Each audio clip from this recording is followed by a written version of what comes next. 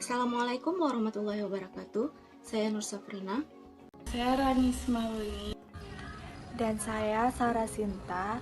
Kami dari kelompok 11, Akuntansi Sumber Daya Manusia akan menjawab pertanyaan dari kelompok kecil.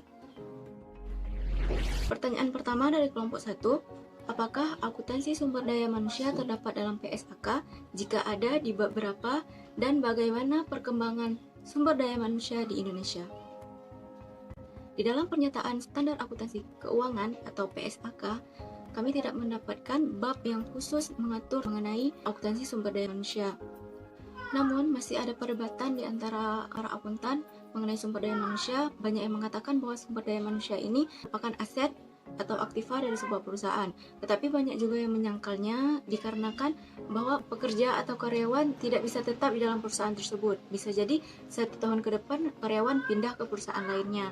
Dan kemudian bagaimana perkembangannya di Indonesia? Bank Dunia baru saja mengeluarkan laporan The Human Capital Index 2020 Update, yaitu The Human Capital in the Time of COVID-19.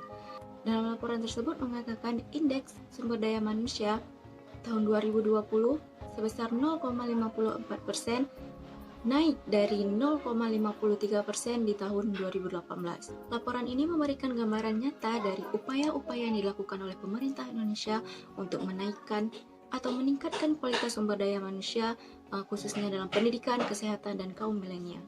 Selanjutnya, pertanyaan kedua dari kelompok 3. Bagaimana pandangan akuntan mengenai sumber daya manusia? Sumber daya manusia adalah satu faktor yang sangat penting, bahkan tidak dapat dilepaskan dari sebuah organisasi, institusi, maupun perusahaan. Sumber daya manusia juga sangat berperan penting dalam perkembangan sebuah perusahaan.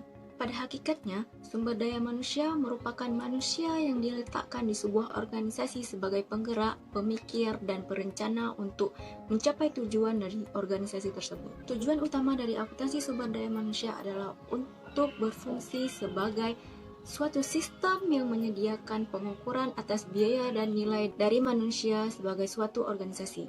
Dalam perspektif manajerial, akuntansi sumber daya manusia dimaksudkan untuk membantu para pengambil keputusan menggunakan kalkulus biaya nilai, yaitu biaya dan nilai yang terlibat dalam suatu keputusan. Akuntansi sumber daya manusia berarti akuntansi untuk manusia sebagai suatu sumber daya organisasional.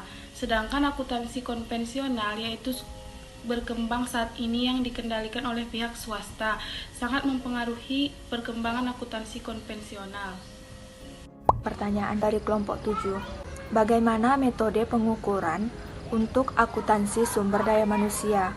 Metode pengukuran akuntansi sumber daya manusia itu dari segi biayanya terbagi menjadi 2, yaitu yang pertama ada metode pengukuran non-moneter dan yang kedua itu ada metode pengukuran moneter. Metode pengukuran moneter itu terbagi menjadi 2, yaitu yang pertama adalah metode biaya historis dan yang kedua itu ada metode biaya pengganti. Pengertian dari masing-masing metode ini akan kami tampilkan di layar.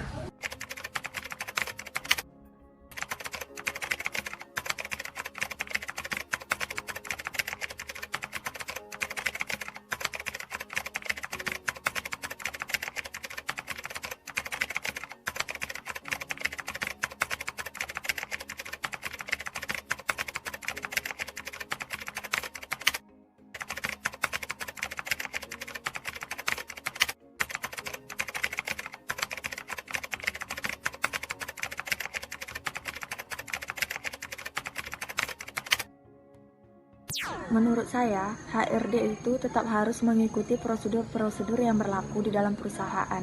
HRD tetap harus merekrut karyawan-karyawan yang mempunyai skill di dalam bidangnya, karena dari keputusan HRD tersebutlah yang menentukan keberhasilan suatu perusahaan untuk mencapai tujuan yang ingin dicapai. Jadi, jika perusahaan itu ingin maju, maka perusahaan harus mempunyai sumber daya manusia yang memiliki skill di bidangnya masing-masing. Tujuan utamanya ialah berfungsi sebagai suatu sistem yang menyediakan pengukuran atas biaya dan nilai dari manusia bagi organisasinya itu sendiri.